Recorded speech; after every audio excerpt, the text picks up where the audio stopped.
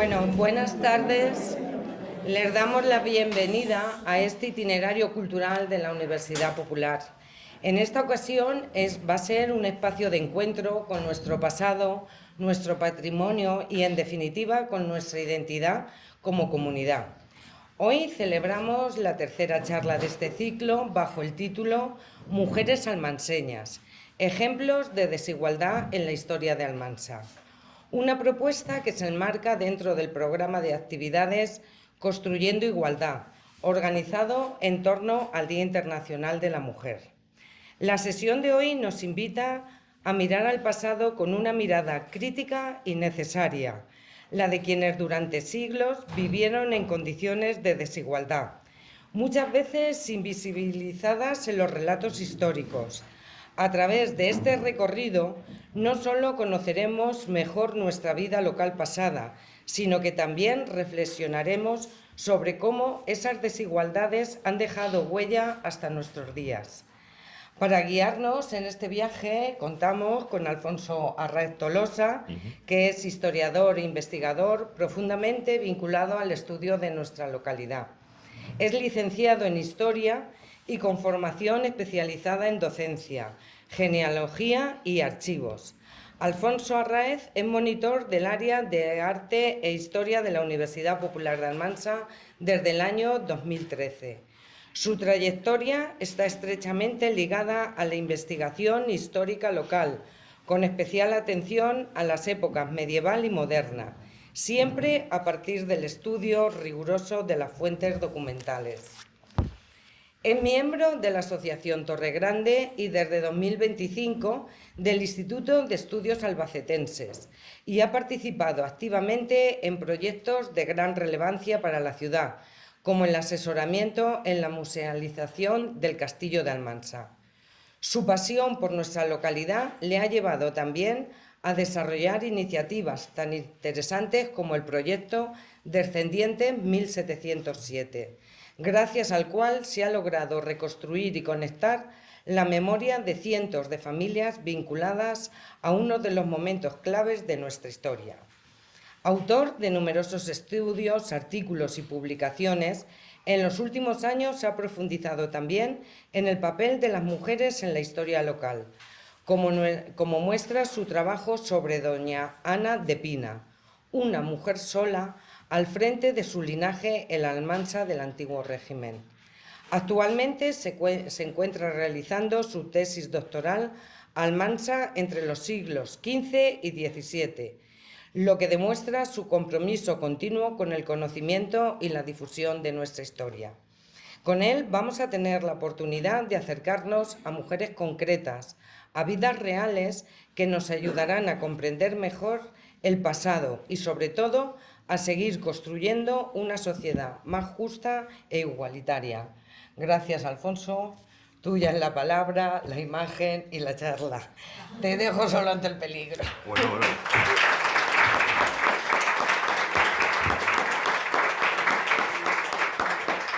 Muchas gracias, Amparo, por esta presentación más que simpática, más que bienvenida.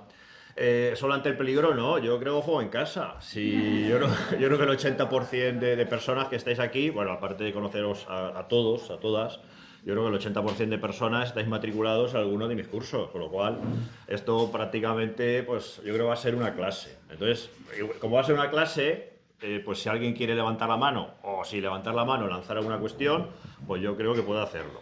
Porque justamente este es el objetivo de, como bien ha planteado Amparo, de este itinerario cultural. Pues explicar un poquito, divulgar los contenidos, los objetivos de aquellos cursos de la Universidad Popular de Almansa que por lo que sea pues tienen menos conocimiento por parte del gran público. Son, podemos decirlo así, cursos, una exposición de cursos sin exposición. Entonces, pues yo he dedicado esta conferencia de manera particular a conocer dos de estos cursos, talleres, como queráis. Almansa su historia, que lleva ya, pues no sé si somos 9 o 10 años, algo así, pues trabajando justamente por el conocimiento de nuestra ciudad, y también el de la paleografía. Y además, a mí me gusta hilar las cosas, aquellos que me conocéis pues sabéis que es así. Entonces yo de alguna manera relaciono ambos cursos y ambas disciplinas, porque como sabéis, para el conocimiento de la historia es muy importante conocer la paleografía. Entonces, siempre hay personas que no les gusta, están en su derecho, pero yo siempre tiendo a meter algún documento, a forzarles a leer en pantalla. Y es un poquito lo que vamos a hacer aquí, ¿eh? No queréis que os vais a escapar. Y a la inversa, en paleografía, pues como sabéis, es el estudio de los documentos históricos, de la información que contienen, de manera práctica saber cómo se lee, pues también intentamos trabajar con documentos de masa. Ya sea que estén en el archivo histórico de aquí, que justamente lo tenemos en la planta inferior, ahí abajo, o bien en otras instituciones, pues Archivo Histórico de Albacete, en el Archivo Parroquial de la Asunción, o cualquier otro lugar donde puedan estar. Con lo cual, estamos hilando dos cursos, 2 talleres muy bonitos, y lo vamos a hacer además con un tema, iba a decir de actualidad no. La mujer no es de actualidad, la mujer siempre ha estado ahí.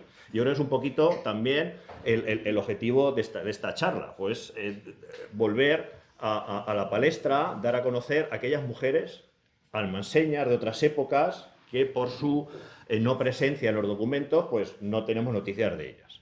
Intentaremos explicar un poquito por qué, a qué se debe esto, justamente, y ya digo que vamos a ir conociendo muchas de ellas. Esta charla, pues, la hemos incardinado, está dentro del programa de Actor del 8M, por lo cual yo pienso que le da, pues, un empuje aún mayor si cabe. Y sin más, pues, vamos a comenzar. Deciros que no mi interés, pero sí mi manera de introducirme en el estudio a la historia de la mujer, que ya tiene su propio nombre, su propio título, su propia carpeta, pues viene, como ha comentado Amparo, a partir del trabajo que he venido haciendo en los últimos meses, años incluso, sobre doña Ana de Pina. Para conocer justamente la figura de una mujer, pues es necesario conocer un poquito la historiografía y la historia de las mujeres. Doña Ana de Pina, como sabéis, debió haber heredado la Casa Grande. Y no solamente la Casa Grande, sino el conjunto de propiedades de su padre, don Alonso de Pina IV, aquí lo tenéis.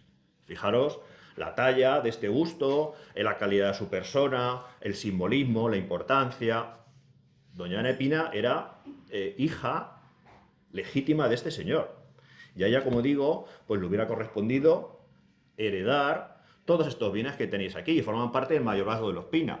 ¿Qué es un mayorazgo? Una institución que engloba bienes, con objetivo de que no se dividan y se pasaba de padre a hijos.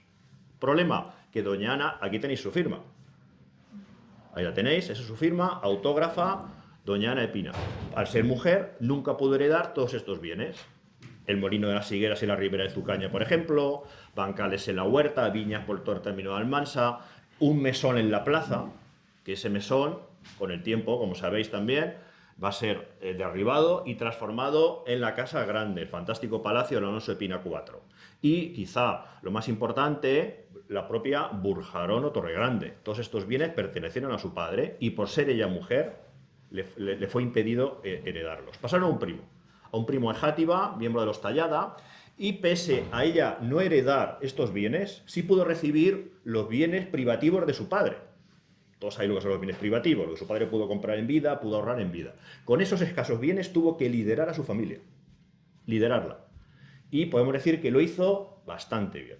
Pese a ser una mujer, con todos los condicionantes y problemas que vamos a ver a continuación en aquella época, viendo su hacienda muy disminuida con respecto a su padre o a un hermano que hubiera tenido, que murieron antes que ella, por eso ella no pudo heredar, porque los hermanos habían fallecido, pero le tocó lidiar con el objetivo de guiar a su familia y después traspasar los bienes del padre a la siguiente generación, preferiblemente un hijo. Su objetivo era doble, tener un hijo varón para traspasarle sus bienes e intentar recuperar los del mayorazgo y, en segundo lugar, guiar a su familia. No vamos a ahondar mucho más, pero podemos decir que lo hizo bien, bastante bien, pese, como decimos, a su condición femenina. Sobre esto tenéis en los últimos meses, pues he escrito artículos, ahí tenéis uno en Albacete. Esta es el cartel que he puesto hace un momentito de una charla que di aquí en Turismo Almansa hace unos meses también, justamente doña Ana de Pina, o sea que le hemos dado difusión, hemos intentado que se conozca su figura. Incluso pues doña Ana tuvo el placer, si nos está viendo en algún momento, de algún sitio, pues yo creo que tuvo el placer de figurar en la exposición y ciclo de charlas de conferencias desarrollada en el Archivo Histórico Provincial de Albacete, con el nombre 5 mujeres nobles y su destino en Albacete, donde estaba ahí la emperatriz Isabel de Portugal, la esposa de Carlos V, madre de Felipe II, que ahora mismo en Albacete, como sabéis, está teniendo lugar un estupendo ciclo sobre su figura, Isabel de Portugal. Pues en ese ciclo, como digo, de mujeres nobles, ahí estuvo doña Ana de Pina, con Isabel de Portugal. Yo creo que si en algún sitio nos está viendo, seguramente esté contenta, porque no sabemos nada de ella hasta ahora, pero sí de su padre, de su abuelo y de otros tantos. Bien, vamos un poquito al contexto. ¿De dónde viene ese sometimiento de la mujer hasta hace nada, ¿no? Yo creo que afortunadamente hoy pues, la cosa está bastante avanzada, pues debemos viajar hasta la Edad Media. En la Edad Media, ese contexto medieval, muy influido por la religión, se pensaba que la mujer era un ser débil, un ser caprichoso, veleta, de naturaleza perversa, fuente de todos los pecados, y tentaba a los hombres. El mejor ejemplo lo tenéis en Adán y Eva. ¿Recordáis a Adán y Eva, no? Esto lo sabéis. Estaba el pobrecito Adán echándose la siesta, y llegó allí Eva, cogió la manzana, le dijo, toma, nene, come. Y ya la hemos liado. Ya la hemos liado. A vestirse y a trabajar. Claro, claro. Es que la culpa la tiene Eva. Pues ese pecado original lo han pagado generaciones de mujeres a lo largo de la historia. Es una de las justificaciones para mantener sometida a la mujer. Porque claro, si el hombre duerme y la mujer está por ahí haciendo cosas, ¿qué hay que hacer? Someterla. Que no salga de casa. Vigilarla. San Jerónimo decía de la mujer que es la puerta del diablo, la senda de la iniquidad, la picadura de la serpiente, un objeto peligroso. En el Jardín de las Delicias del Bosco, maravilloso, pues sabéis que está lleno de detalles, ¿verdad? De las tentaciones, etc. Pues os he traído una de ellas. Fijaos ese pozo hediondo, insalubre, repleto de mujeres, de diferentes razas. Vemos incluso raza negra, rubias, morenas, todas ellas ahí bañándose, por supuesto desnudas, y los hombres girando a lomos de bestias alrededor. Ahí lo tenéis. Los hombres viajando en los lomos de bestias. ¿Qué significan las bestias? Respondiendo a los instintos, alejándose de la razón y haciendo caso a los instintos. Cuando tú te ves dominado por tus instintos y dejas la razón, pueden pasar cosas. En este caso, la mujer va a engañar a esos hombres y atrayéndolos a esa puerta del diablo, a ese pozo tremendo, enorme. Como digo, ¿qué hay que hacer? Sujetar, someter a las mujeres. Y principalmente la tentación venía de la lujuria, uno de los pecados capitales. En el mundo medieval, profundamente religioso, pues encontramos capiteles románicos como este, una cópula. Yo me imagino al sacerdote con el puntero, chicos, no hagáis esto, prohibido. Cuidado con las mujeres, que os van a llevar a través de la lujuria al infierno. O incluso el llamado románico erótico de la colegiata de Cervatos, que esto lo conocéis también. Es tremendo. Ahí tenéis en esos capiteles, esos relieves decorados con dos escenas, tremendas. Ahí tienes una señora, pues todo contenta, intentando confundir, intentando seducir al hombre que está en la jamba de enfrente, en el capitel. Que está el hombre, pues, veo cómo está. Pecado, cuidado con las mujeres, salvo una mujer, la tuya. Y ya hablamos del matrimonio. El matrimonio surge justamente para dar respuesta al sexo, para dar respuesta a la lujuria dentro de un ámbito controlado. Pero cuidado, que un orgasmo, sentir placer para él o para ella, también era pecado. También cuidado con esto. Cuidado. Había que hacerlo para tener hijos. Chimpún, nada más. Tampoco vayáis a creer que Aristóteles, que lo conocemos todos, Aristóteles, pues en su libro La Política sobre la mujer aconsejaba que la mujer debía estar sometida al hombre, al menos eso sí, por encima de los esclavos. Menos mal, que colocaba a la mujer justamente por encima de los esclavos. Y textualmente, lo podéis encontrar en su libro Política, dice que la fuerza del uno, del hombre, estriba en el mando y la de la otra en la sumisión. Esto lo dice Aristóteles, uno de los padres del mundo clásico y de profunda influencia en nuestro mundo actual, ¿verdad? Somos herederos, como sabéis, del mundo clásico, de la Revolución Francesa, de tantas cosas. Por lo tanto, recapitulando, ya tenemos claro que el hombre debe someter a la mujer, ¿verdad? Y en contraprestación, la mujer debe servir al hombre y cumplir su voluntad. Y arreglado, ¿no? Esto que es tan sencillo, pues como estamos comentando, pues ha llevado al sufrimiento y, bueno, a una situación terrible de la mujer a manos del hombre a lo largo del tiempo. De tal manera que, ya hemos hablado de matrimonio, el estado natural de la mujer es estar casada, estar casadita. Tiene a su marido controlado. Y ese estado natural de la mujer en el matrimonio podemos diferenciar dos roles. El rol del padre, el rol del esposo y el rol de la esposa, que se ven muy bien en el matrimonio Arnolfini.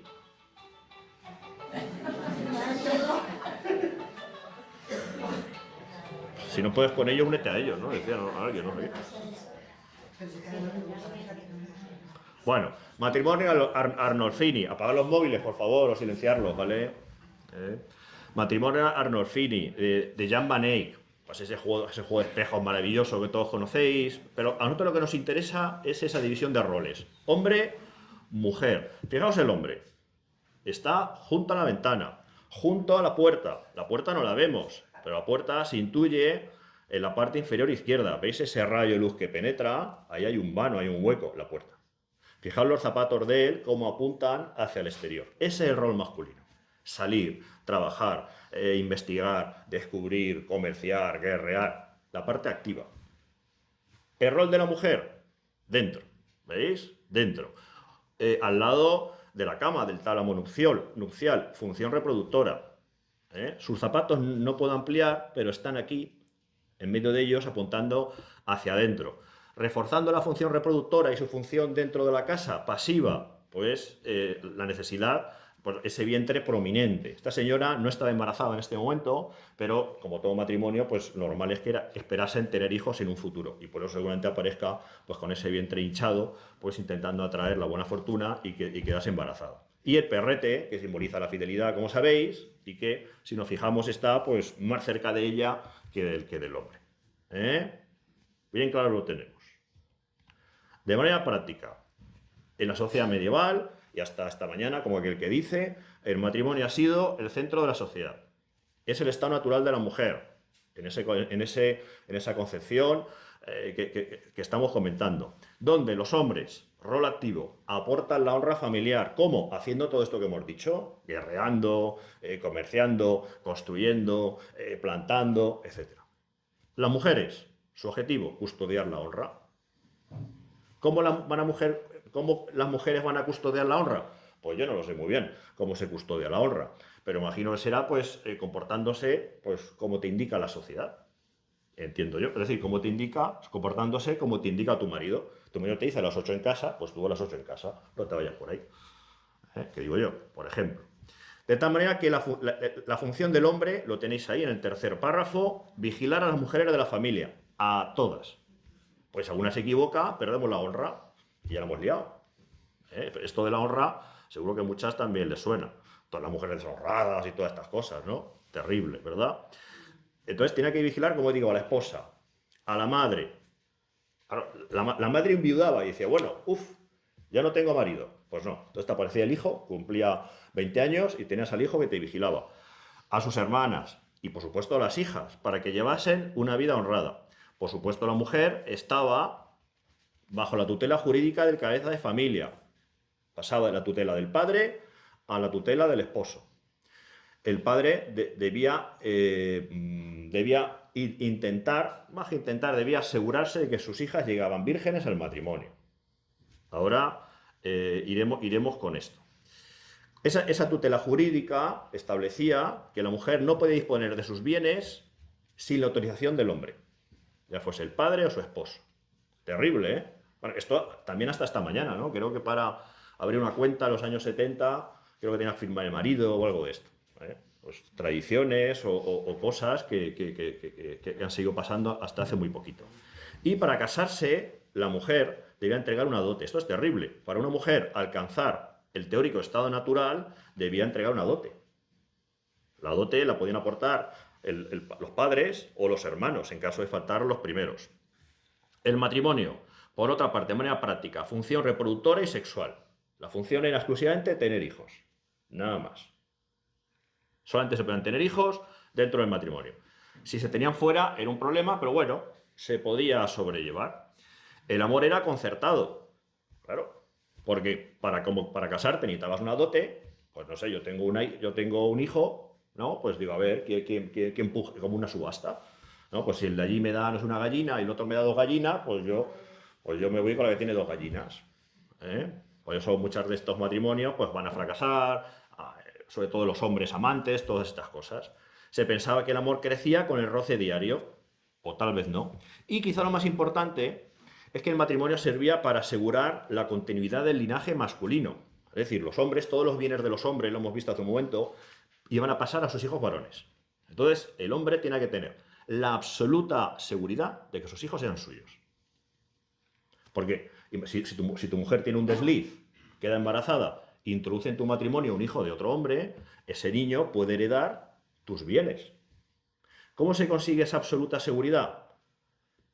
Primero, que tu suegro te asegure que tu hija es virgen, que su hija, tu esposa, es virgen. Y luego después de ti, pues sometiéndola, teniéndola encerradita en casa, todas estas cosas. Claro, imaginaos, pues no sé, que la reina de Castilla pues tiene un hijo con otro. Claro, todos los territorios, etcétera, del rey de Castilla pasarán a otro hombre que no le corresponde por sangre. Eso no podía pasar. ¿Bien? Pero pasaba. Pero bueno, después de esta introducción vamos a ver casos almanseños que justamente ilustran lo que acabamos de referir.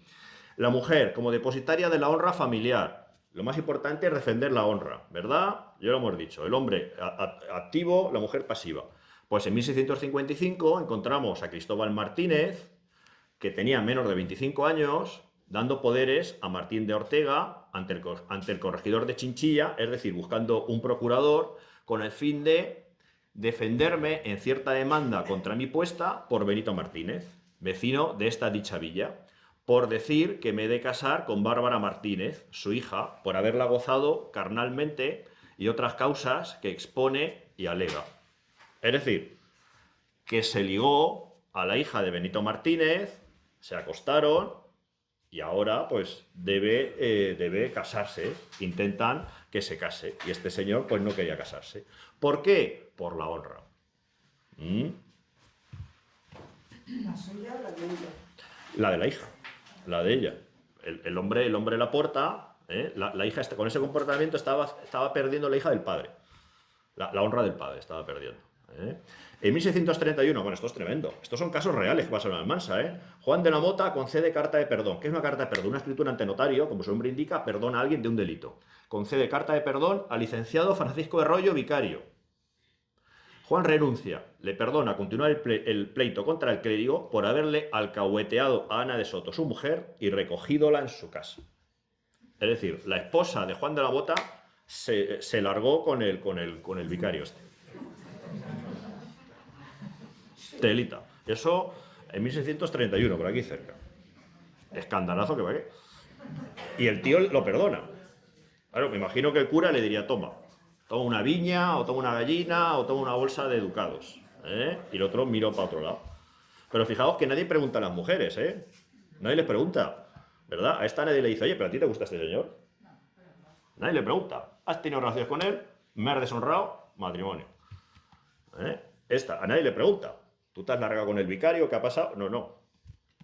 Bueno, y esta ilustración medieval que encontré un día por ahí, pues viene al pelo. Veis ahí el fraile ahí con el matrimonio y se ve que sus hondas explicaciones pues conectan con el marido, que se va a rezar el rosario arriba, y el fraile...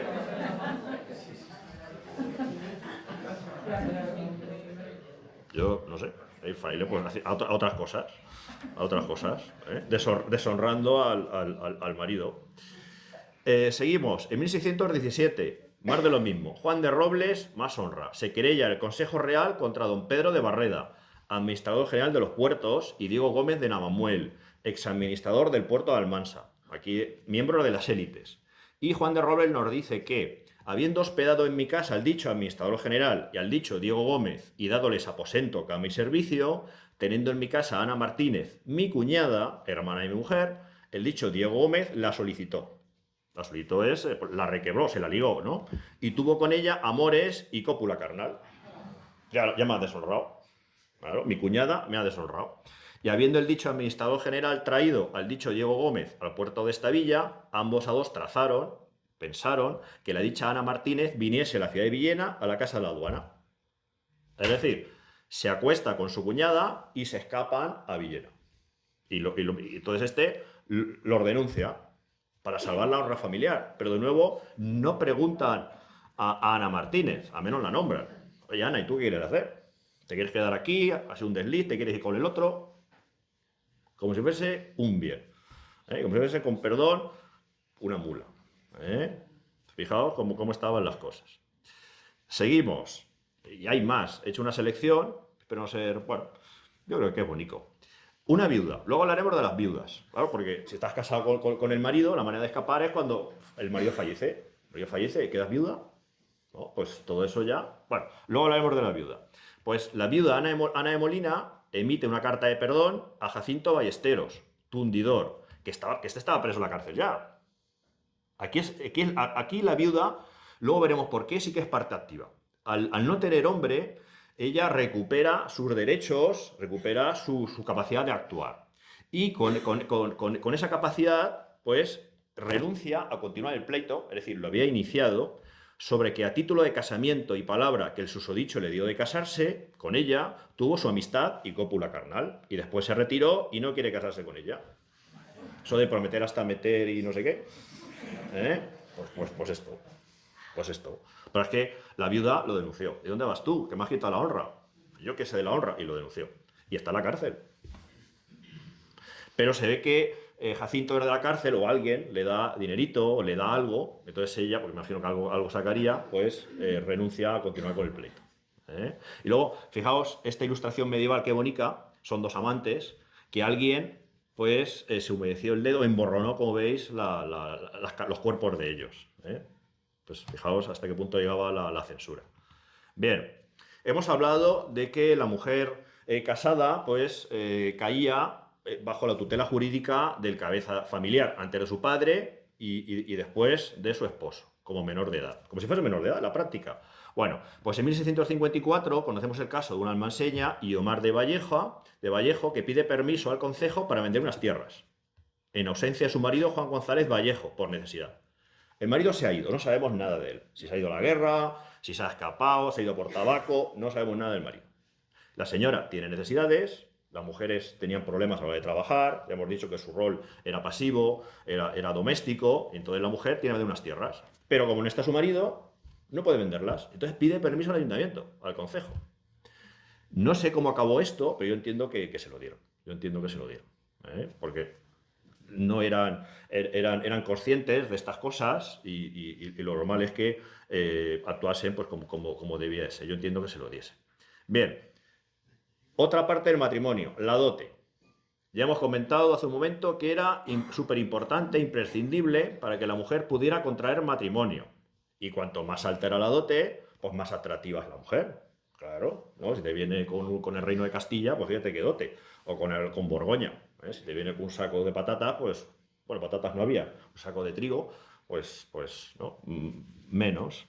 Si los padres no existían, era concedida por los hermanos y se conocen muchos casos de mujeres que trabajaban para reunirla.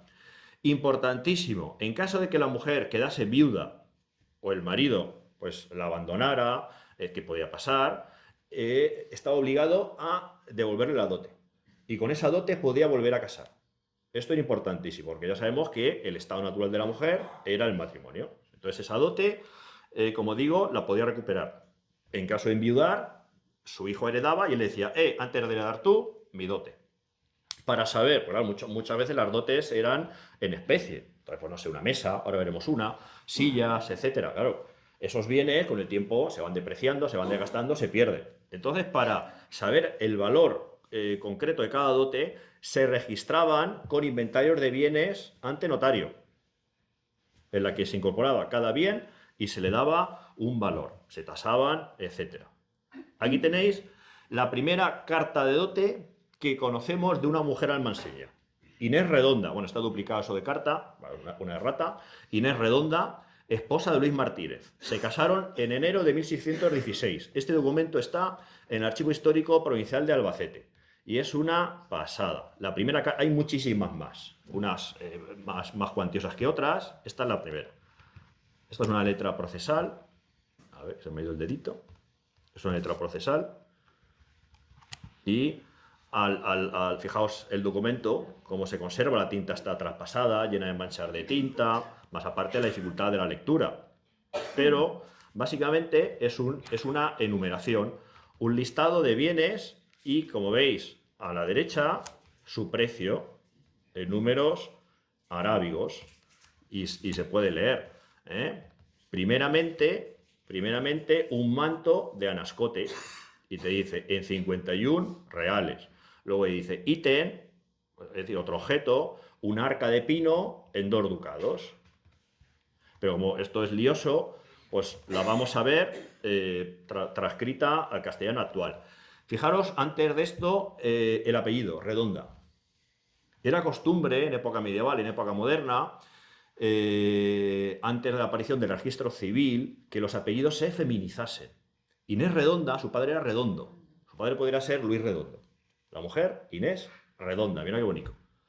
Si tú eres rubio, de apellido, y tu hija se llama María, tu hija sería María Rubia. Zapatero, Zapatera. Por ejemplo. Todo tipo, como digo, fijaos qué chulo. No sé, eso a lo mejor se podrá recuperar. Es bonito. ¿No os parece? No sé. No, se hacía, Inés Redonda, porque se llamaba, porque el padre era redondo. Claro, si tu padre es Luis Rubio, porque tú vas a ser Ana Rubio. Ana Rubio, maravillosa. Ana Rubio, maravillosa, ¿verdad? Porque tú vas a ser Ana Rubio, se llama más bien Ana Rubia. ¿No? Que digo yo, no lo sé. A lo mejor esto se podría recuperar. Bueno, aquí tenéis el listado. Es una dote flojita, humilde, pero si alguien tenía dote es porque tenía bienes o muchos bienes. Entonces ya nos habla de una persona media, de un grupo social medio. Primeramente, lo voy a leer rápido, un manto de anascote de 55 reales, una tela delgada de lana, un arca de pino en 2 ducados. Esto es lo que tenía una mujer almanseña en 1616 en su casa, Una mesa en 14 reales, 2 sillas de costillas. Sillas de costillas son esas sillas de brazos, ¿de acuerdo? Entrecruzados de madera, que se abren y se cierran. En el Castillo de Almansa arriba tenéis una, para que os hagáis una idea.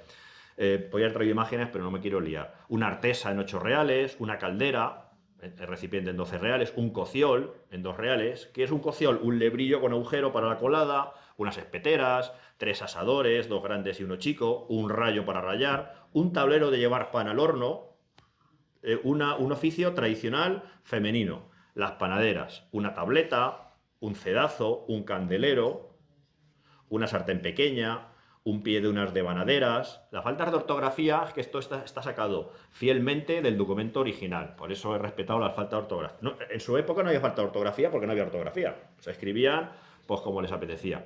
Un mandil de 2 varas y media nuevo, una cabecera de asentar, una almohada para sentarse en la silla, una saya de pañete negra, fijaos qué bonito, una saya de pañete, unas sayas, y una cubresilla de estameña en 30 reales, una estameña tejido de lana, por una mesita, una saya pues, para estar ahí calentita, otra saya de filadiz, la filadiz en una seda de calidad inferior, y de estambre, el estambre lana, otra saya frailesca, las sayas también podían ser faldas, también pueden ser. Entonces, frailesca, pues puede ser pues, a la manera de los frailes. Un jubón de feladiz, un jubón, pues un jersey sin mangas, de feladiz y estambre, en este caso con mangas. Otras mangas de letilla, para combinar con un jubón, 2 tocas para la cabeza, otras 2 tocas de hilo, una toca de seda, unos manteles escacados. ¿Qué significa escacados? Escaques, a cuadros. Fijaos qué bonito. Otros manteles cordonados, con cordones. Una tovallola, que es una tovallola, una toalla de algodón y una cabecera o almohada deshilada. Media docena de servilletas a 2 reales cada una almohada de lino, una delantera de cama, la tela de la parte frontal, 2 sábanas, una cetra, ¿qué es una cetra? Una fuente grande para servir caldo, un plato de manís, cerámica de manises, manís, esto yo he oído eso, los manises, ¿no? Un plato de manís, otro plato grande blanco, 2 docenas de platos delgados y una de escudilla. Las escudillas eran platos hondos para la sopa. Unas trébedes, Si la mayoría de objetos son de la cocina, de la casa, ropa, rol doméstico de la mujer. Qué bonito. Dos balonas. ¿Qué son balonas? Los cuellos. Cuellos abiertos en abanico, que esto sonará, ¿no? por la pintura de la época, que dejaban la garganta al descubierto. Y dos cucharas de hierro. Y tras ese listado, pues viene pues un texto que he copiado las primeras líneas. Todos los cuales dichos bienes sumaron y montaron 363 reales. Está bien, pero no es excesivo. Tasados y valuados, fijaos, por Juana Martínez. La tasadora, otra mujer, claro, la que conocía estas cosas. Juana Martínez, que es la mujer de Luis de Segovia. Los cuales dichos bienes, yo el dicho Luis Martínez, he recibido el dicho Gaspar Redondo, mi suegro. Si algún día pasa algo, esta señora enviuda, o el marido la expulsa de casa, ella puede requerir la devolución o de los 363 reales o de los objetos. Una garantía, como digo, de las mujeres de entonces, y con este dinero volver a casar, que es el estado natural de la mujer. Bien, el adulterio. Peligrosísimo. Tremendo. Claro, si lo importante es el matrimonio para tener hijos, y con los cuales poder transmitir tus bienes, el adulterio pues ponía en duda, ponía en peligro toda esta estructura. Porque, lo hemos comentado antes de pasada, si los hijos eran ilegítimos, es decir, si tu esposa traía un hijo ilegítimo a tu matrimonio, pues podía ser que heredasen aquellos hijos que no eran tuyos. Y ya no hemos liado, ¿no? ¿O qué? Ya no hemos liado. Entonces estaba prohibidísimo el adulterio, prohibidísimo. Una cosa, fijaos esta imagen, vergüenza pública, están ahí los esposos ahí atados allí, no sé cómo, los amantes, perdón, y eran paseados por la ciudad, castigados, tremendo. ¿Cómo se luchaba contra el adulterio? Con las leyes. Las leyes de Alcalá de Henares, en 1348, permitía al esposo matar a los dos si los encontraba en pleno acto, en la cama. Llegaba a casa y los pillaba en la cama. Te los puedes cargar a los dos. A los dos, no a uno, a los dos. Y de paso te quedas con la dote, no tienes que volver a nadie, a la familia de tu esposa, y los bienes del amante. Esto era peligroso, ¿eh? Esto es peligroso. Esto es peligroso. Entonces, las leyes de Toro en 1505, impulsadas por los reyes católicos, que estaban por allí, que lo sabéis, recordáis, pues corrige esto un poquito. Dice que vale, que te puedes tomar la justicia por tu mano, pero que si lo haces, te quedas sin dote ni los bienes del amante. Tú sabrás. Eso sí, si vas con el sentido común y vas a los tribunales, ahí sí. Le respetas la vida y te quedas con la dote y los bienes del amante. ¿Por qué? Porque, claro, tú te cargabas el marido cornudo, como veis ahí en esa miniatura medieval, mataba a los dos, pero es posible que el amante tuviese hermanos, amigos. Era muy típicas las venganzas.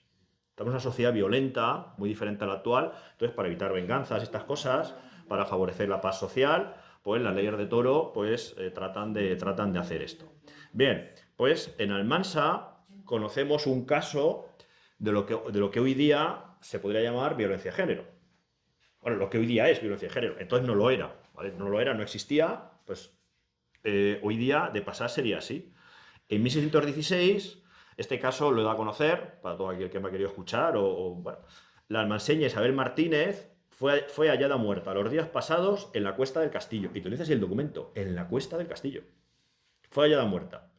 ¿Qué ha pasado? Se averigua y días después la madre de Isabel perdona a los asesinos, que resulta que son el esposo Alonso López Benito, ayudado de algunos amigos, y renuncia a recurrir ante la justicia. ¿Cómo la perdona? Con una carta de perdón, ya sabemos lo que es. Seguramente el yerno asesino seguramente le diese bajo manga a su suegra algo de dinero o alguna cosa para que le perdone. Y en la carta de perdón ante notario se explica el motivo: por haber cometido la dicha mujer adulterio. Nunca sabremos si esto es verdad o no, pero esa fue la excusa para que este crimen quedara impune, por haber cometido la dicha mujer adulterio. Si esta señora pudo haber visto esto, pues yo creo, pues fijaos, yo creo que la madre la mata otra vez. La mata el marido y luego la madre con esto vuelve a matarlo otra vez. Terrible. Pues esto pasaba aquí en Almansa, en la Cuesta del Castillo. ¿Y por qué? Porque no mató al amante, claro. Si es adúltera, ¿dónde está el amante? Claro. Claro, tiene que haber matado a los dos. No lo ha hecho, pues no es correcto. Febrero de 1616. ¿Cómo escapar a todo este constructo? Enviudando. Aquellas mujeres que tenían la mala fortuna de quedar viudas, pues recobraban la capacidad jurídica de obrar. A partir de ese momento podían participar en negocios jurídicos, podían vender tierras, podían arrendar, podían hacer tratos, podían hacer donaciones. Recuperaban el poder sobre sus propiedades. Incluso las del marido, hasta que los hijos ascendieran. En cuanto el hijo mayor tuviera 20 años, se acabó. Ya el hijo ya tiene que proteger la honra familiar, te tiene que vigilar a ti. Telita, ¿eh? Tu hijo de 20 años a vigilarte a ti y a ver qué haces y no haces. Pero si tienes suerte y no tienes hijos varones, a vivir la vida. ¿No? Muchas de estas viudas pues tuvieron muchos problemas con la iglesia, vivieron su vida como mujeres libres. ¿No? Yo sé que las cosas han cambiado mucho, pero yo sé que desafortunadamente pues hay muchas viudas en la sociedad actual, pero yo veo que no paran, que para arriba, para abajo, que esto, que lo otro, y a mí me encanta que no paréis. Me encanta que no paréis. No tiene nada que ver, ¿no? con lo de antes, ¿verdad? Pero no, es una realidad. No sé. Bueno, conocemos casos de mujeres viudas. Por ejemplo, en 1559 llega a Almansa Isabel Bonete, viuda de Esteban Quílez. Mira qué bonito. Y lo tenéis en el documento al margen. Vecindad de Isabel Bonete. Viuda. ¿Lo veis? Qué bien se ve viuda. Con B. Con B. Sí, se ve bien, ¿no? Isabel Bonete, viuda. Y esto es un cabildo del ayuntamiento. Y debajo dice, recibieron por vecina, con B, a Isabel Bonete, un apellido muy almanseño, viuda, con B, mujer que fue de Esteban Quílez, difunto, y se le mandó dar vecindad. ¿Veis? Ella es viuda y se avecinda. Hasta ese momento, en ese momento los vecinos eran los cabezas de familia, los hombres. Pero una viuda es vecina en nombre de su esposo. Más ejemplos de viudas. Nobleza local, 1630. 3 jefes de cuadrilla de jornaleros de Elda: Juan García, Francisco de Molina y Choachín García. Choachín vendría a ser Joaquín Chimo, vendría a ser, vecinos de Elda, se obligan a venir a segar con doña Juana Galiano Espuche, viuda de don Miguel Osa, el agosto que viene. Doña Juana Galiano Espuche, de los Galiano, que constructores de la casa de los marqueses de Montortal, que tenemos aquí cerquita, saliendo a la derecha. Y se obligan a que el día de San Juan de Junio han de estar en esta villa y ayudarle en la siega. Nobleza local, terratenientes. Entonces, en verano, en junio, pues llega la siega. Ahí tenéis la siega maravillosa, uno de los cartones de Goya. Y como veis, se llegan al acuerdo con doña Juana Galiano Espuche, la viuda. Un ejemplo de lo que decimos. O en 1632, ese año, de nuevo, clase alta. Claro, las clases altas encontramos más noticias sobre ellas porque tienen propiedades y entonces tienen acceso a escribanos, etc. Pues doña Mariana Dávila, viuda de don Marcos de Navarra, da un poder para iniciar un pleito contra don Diego de la Rocha, exadministrador del puerto, por 3 paños de tapicería que se sacaron y llevaron a la corte. Se ve que don Diego de la Rocha, antiguo administrador del puerto de Almansa, pues se llevó de la casa de doña Mariana 3 paños de tapicería, 3 tapices. 3 tapices, no sé si a las buenas, a las malas o qué pasó. Y doña Mariana lo denuncia. Que son míos. Pues una viuda, efectivamente, pero lo hace porque es viuda. Si no fuese viuda no podría hacerla. Sería el marido. Bueno, y otro que también es buenísimo. Este seguro que muchos lo conocéis. El acta de bautismo de Juan Negro. Es chulísimo. Fijaos. Este dicho día, bueno, lo vamos a poner en pantalla. A ver, sí. Esto es una pasada. Es un acta bautismal que lo encontramos en su día en el archivo parroquial de Iglesia Asunción de Almansa. Y es una pasada. Porque además relaciona 2 grupos sociales, como son las viudas y los esclavos. Fijaos qué bonito. Dice, este dicho día bauticé yo, Martín Jimeno, a Juan Negro, esclavo. Se ve bien claro, ¿no? Juan Negro, esclavo. Claro, negro es el color de la piel, no es el apellido.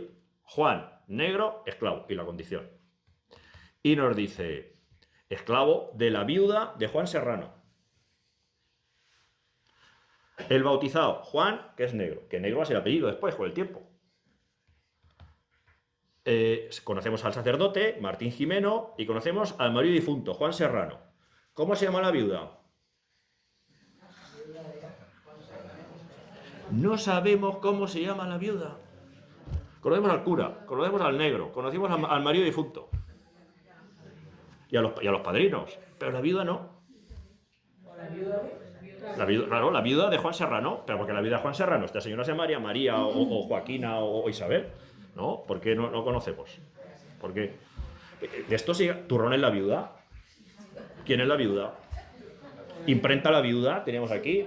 ¿No? Es así. ¿Alguien sabe cómo se llama la viuda de la imprenta de aquí? ¿Alguien se acuerda? A ver si alguien se acuerda aquí y la nombramos. Toda la vida le imprenta la viuda. Pues la señora tiene un nombre. ¿No? ¿O qué? La viuda de Constantino. La viuda de Constantino. La viuda de Constantino. ¿Por qué Constantino? Porque era el marido y era el dueño de la Claro. imprenta. Y esa señora llevó su vida como le dio la gana, ¿no? Y esa señora llevó su vida como le dio la gana, ¿sí o no? En una época dura también, ¿no? Como era, ¿verdad? El franquismo, tal. Venga, yo es que no me acuerdo, por eso os lo digo. ¿Alguien se acuerda cómo se llama la viuda y le damos nombre a esta señora? Ahora, otra pregunta de este documento es saber por qué la viuda se compra un negro. Pero bueno, eso ya a nosotros nos da igual. Eso ya nos da igual a nosotros. ¿No? Eso ya nos da igual a nosotros. La viuda se compra un negro, pues muy bien. Pues muy bien. ¿No? ¿Por qué? Claro, la viuda se compra un negro. Se llama Juan el negro. Pero eso ya nos da igual. ¿Para qué quiere la viuda al negro? Mira, aquí los tenéis, ¿veis? Esto es una ilustración de época moderna de un grabadista alemán que viajó por España, a Castilla, Aragón, etc. Y que, fijaos, una estampa de una mujer castellana, viuda, fijaos, la toca, el manto, etc., con un niño detrás. Puede ser un criadito, fijaos cómo le levanta la falda, de cierta calidad social, y el negro delante. Pues perfectamente podría ser Juan Negro y la viuda de Martín Serrano, creo que era, perfectamente. ¿No os parece? Hemos unido esclavos. En Almansa había muchos esclavos, muchos. Pues tenemos localizados cosas así como 50, 60, unos 200 años, algo así. O sea que había esclavos aquí. ¿Para qué no toca hablar de ellos? Doña María González, viuda de Cristóbal Cifré, antes de fallecer, hace testamento y como puede disponer de sus bienes, pues los organiza como a ella le apetece. Entonces nos dice que a la Virgen de Belén le da 20 reales para ayuda a una corona y que tome el mayordomo de la iglesia lo mejor que haya. A la iglesia de la villa una imagen de bulto dorada de la Magdalena para que se ponga en el altar mayor de la Asunción al otro lado del señor Pedro. O sea que había un San Pedro por allí, claro que ya no, y una Magdalena, que ya no existen. A su amiga Ángela de Valladolid. Fijaos qué bonito esto. Entre otras cosas, le deja una imagen del descendimiento de la cruz y un libro que mejor escoja.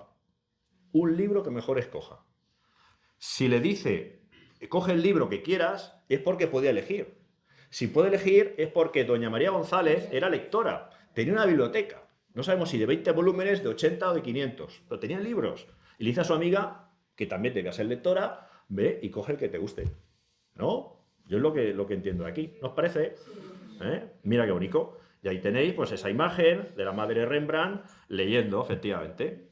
A Francisco Iñiguez le deja un lienzo de San Vicente Ferrer, otro cuadro de la Visitación, Mando se disponga en la ermita de San Sebastián, actual iglesia de San Roque, un cuadro de San Jerónimo, licenciado Crisóstomo, y un cuadro de la Magdalena otra vez, y otro libro, que él quiera, a Pascual de Torralba. Sabéis que la calle Pascual María Cuenca se llamaba calle Torralba, por esta familia. Esa familia tenía allí la casa. Pues este Pascual de Torralba es posible que viviese allí.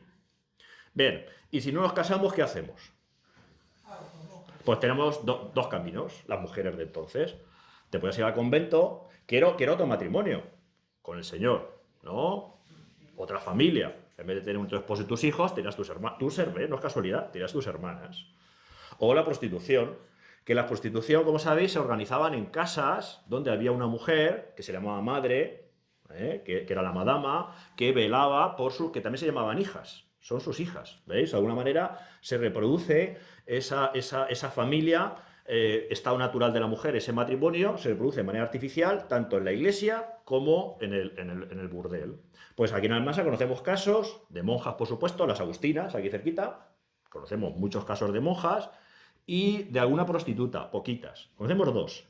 Vamos a conocerlas, vamos a poner nombres.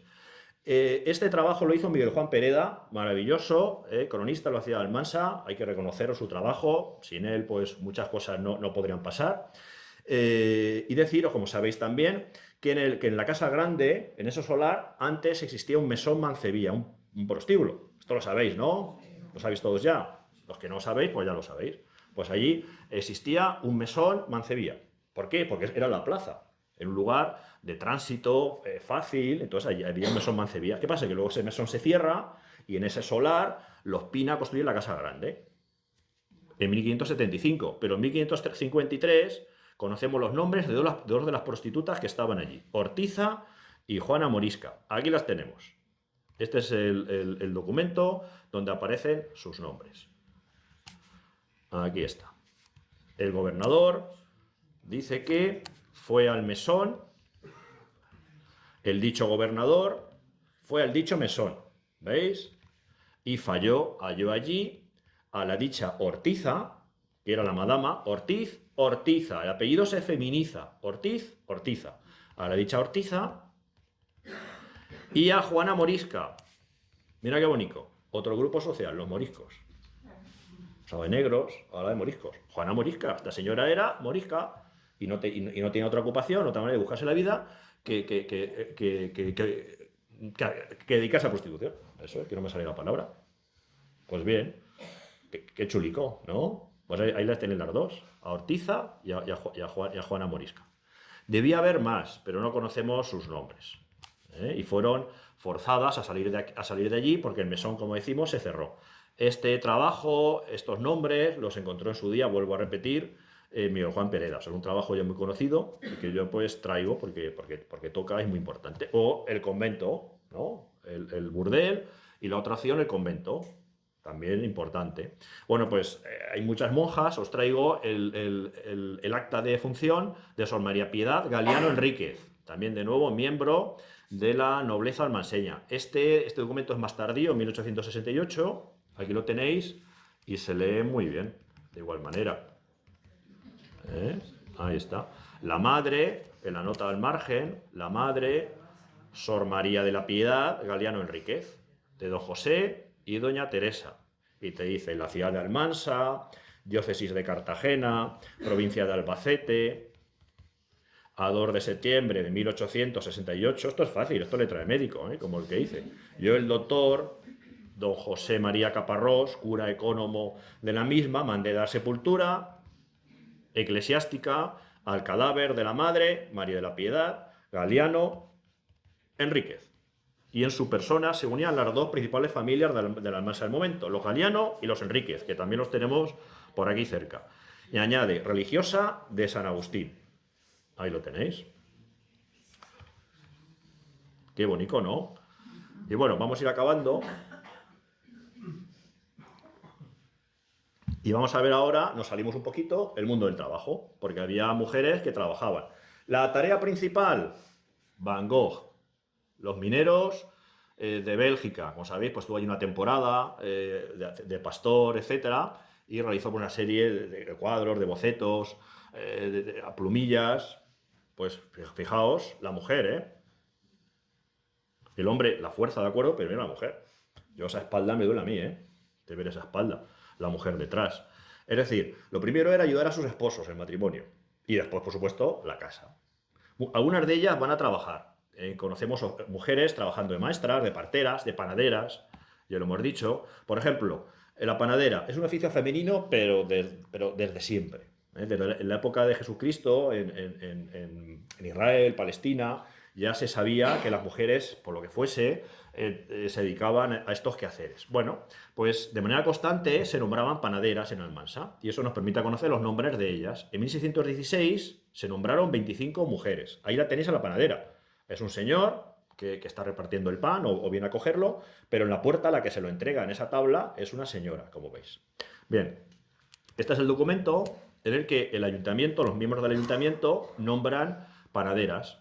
Entonces te va relacionando. Este señor a estas panaderas te dice, el señor alcalde Agustín Galiano, pues nombra como panaderas a Marina Martínez, a Ana Rubia, ¿veis? El apellido feminizado, Ana Rubia, que es la de Miguel Bueno. La de Miguel Bueno, la esposa de Miguel Bueno.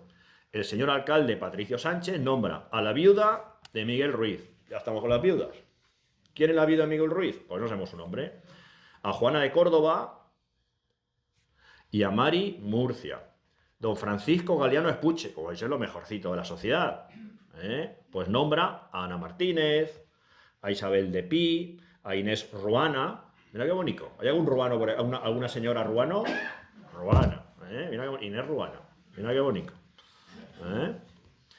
Bernardo Osa nombró la vizcaína. Se ve que era de Vizcaya. La vizcaína y a la de Hernán Pérez. Y a Cata Galiana, Cata Catalina. Don Juan Transilvano, a la de Andrés Gómez y a la de Alarte, a la de Montañuela. De nuevo, las viudas de estos señores. La de Alarte, la de Montañuela, ponen sus nombres, por favor. Juan Iñíguez, la de Jerónimo Tomás, la de Martí Herrero. Hombre, todo viudas. Isabel de Molina. Antonio Moreno, la de Juan Martínez, la viuda. Isabel Gómez. Isabel Morena, ¿veis? Isabel Morena, de nuevo.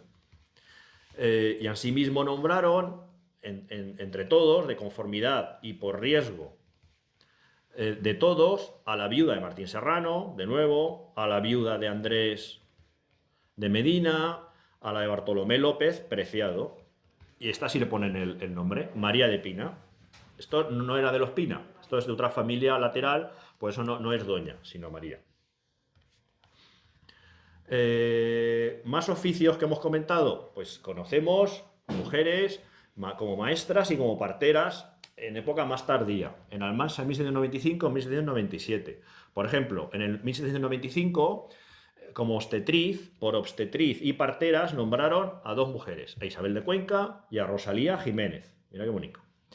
Y por maestra de niñas, 2 años después de enseñanza, en atención a la imposibilidad de la que hasta ahora lo ha sido Juana López Baello, es decir, hay una maestra de niñas saliente, mira qué bonito, 1797. Pues la que sale es Juana López Baello y nombran en su lugar a Isabel de Cuenca Vizcaíno, que debe ser familia de la partera. Isabel de Cuenca y esta Isabel de Cuenca Vizcaíno, deben ser primas, no lo sé muy bien. Mira qué bonito. Servidumbre, criadas. Conocemos el nombre de muchas criadas, sobre todo niñas. Que esto es terrible. En 1627 conocemos el caso de Manuela, de 4 añitos. 4 añitos que fue puesta a servir por su padre en casa de don Juan de Vera, por tiempo de 12 años. Seguramente no podrían mantenerla y decidieron pues colocarla en casa de don Juan de Vera, de la oligarquía local, con estas condiciones. Los primeros 3 años no cobraría. Claro, como es tan pequeñita, pues poco puede hacer. Simplemente por mantenerla, por darle de comer y lo que pueda aprender, los primeros 3 años sin cobrar. El resto por 2 ducados anuales, que no es mucho. Y al fin de los 12 años, don Juan le entregará un vestido de paño de la tierra, una basquiña, que es una falda, un jubón, 2 camisas, 2 tocas, medias y zapatos. Esto es una maravilla, porque nos muestra cómo vestían las mujeres de las clases humildes en esta época. Es chulísimo. Mira qué bonito. Ahora, la pregunta es, fijaos, una niña de 4 años en casa de don Juan de Vera, talita, a lo mejor tenía suerte y había otra criada allí que le caían gracia, le ayudaba, o no. O sea, imaginaos la vida de esta niña con 4 añitas ahí dejada de la mano de su padre, de su madre allí a servir. Terrible, 4 añitos.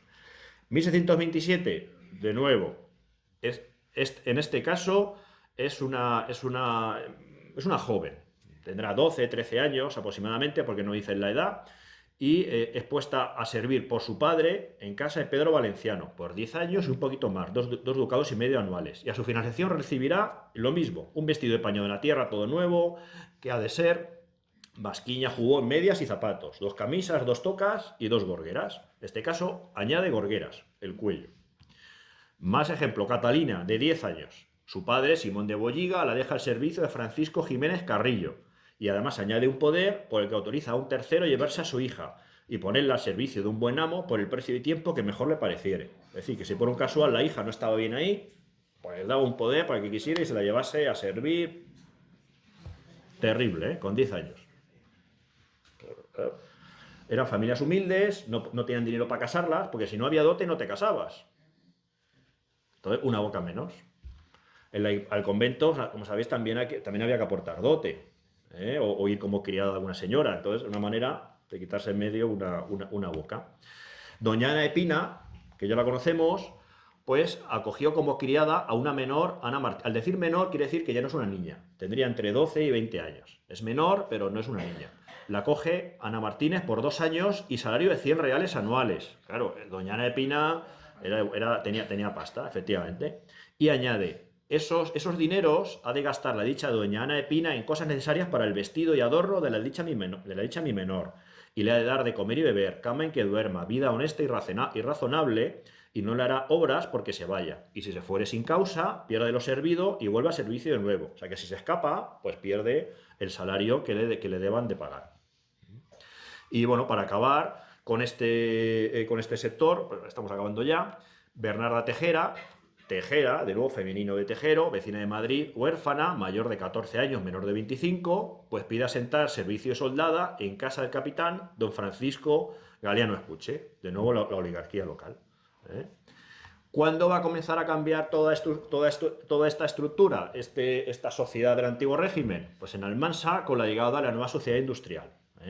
El calzado, el ferrocarril, etcétera, que va a permitir la incorporación, como sabéis, de la mujer al mundo laboral, más o menos en igualdad de derechos. Es un camino largo, pero que va a empezar a cambiar en este momento. La mujer trabajando y, por tanto, ganando, como es lógico, su sueldo. Esto es sabido por todos. Esta tabla también está extraída de Miguel Juan Pereda y muestra la importancia de la mujer en el desarrollo del calzado y de la industria almanseñas. En los primeros años había más mujeres en el calzado que hombres, como sabéis. En 1909, por ejemplo, el 43,9% de los trabajadores eran hombres y el 56% mujeres. En el 11, 45 y 54. En el 14, 48 y 51, en el 20, 49 y 51, en el 25, 49 y 50. Y luego, sin embargo, el símbolo del calzado almanseño es un zapatero que tienes allí en una rotonda. No sé.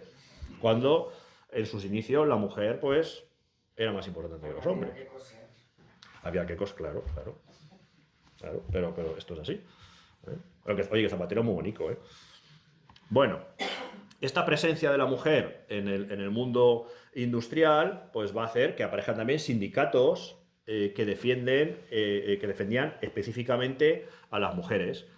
En 1911, en el listado de sociedades obreras, pues existía la sociedad La Redentora, que defendía específicamente a las mujeres trabajadoras del calzado y que contaba con 57 afiliadas.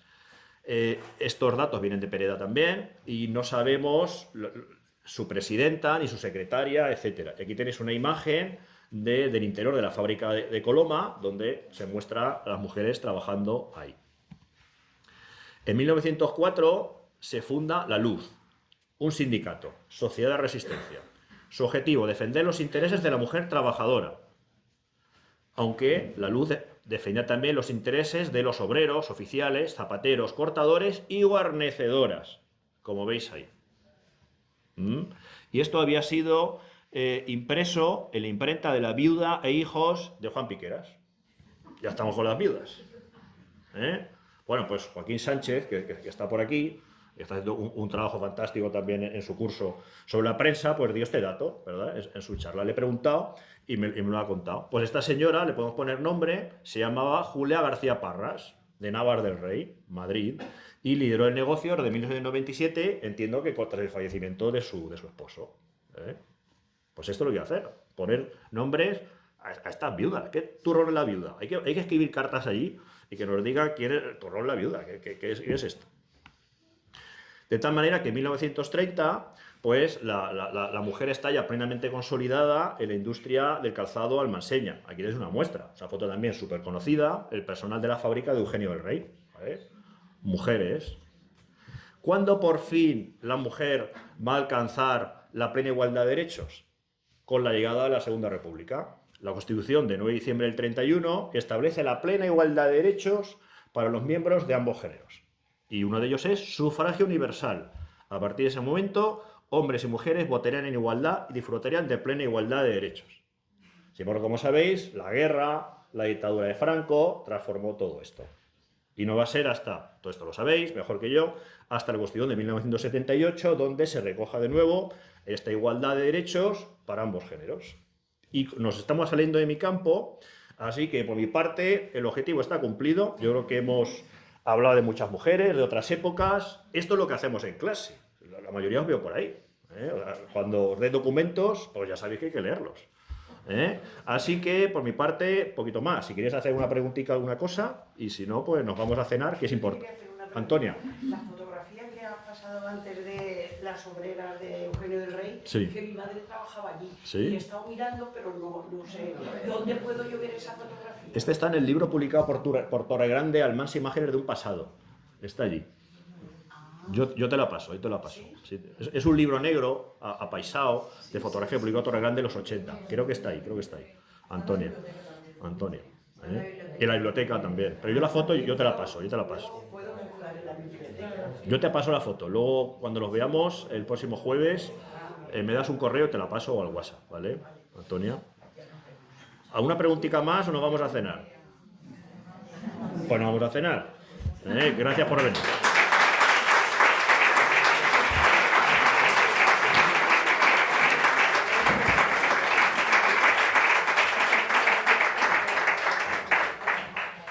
Pues muchas gracias a todos y a todas por esta tarde y gracias, Alfonso, porque creo que nos has aclarado nuestra forma de vida y lo que hemos heredado, lo que podemos cambiar y por lo que seguimos luchando. Os esperamos en el próximo itinerario cultural y en las actividades que hacemos. Muchas gracias.